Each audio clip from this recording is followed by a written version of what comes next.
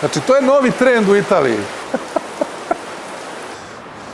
Stigla mi je Unikoda 16-ica. Gledajte kakva je lepotica. Imao sam 12-icu, ali mi je bila mala, bila nezgodna za rad. 12-ica je imala plamen samo pozadi, ovo ima na G, dakle pečar ravnomerni i ono što je najbitnije, ulaz je ovu.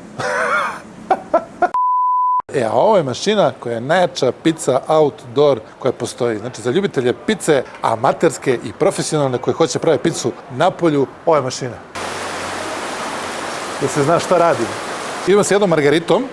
Šta je bitno? Bitno je da se pustite da se zagreje malo šamot i ovo bi trebalo bude gotovo za minut i po, otprilike.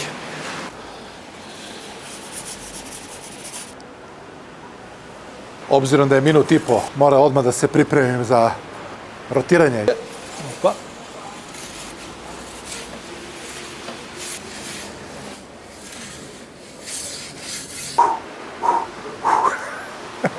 Ovo deluje... Koliko je prošlo? Prošlo je možda minut i po.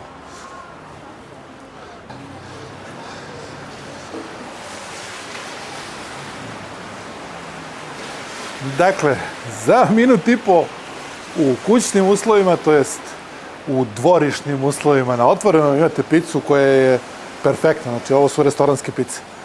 Ovo je restoranski kalibar pice.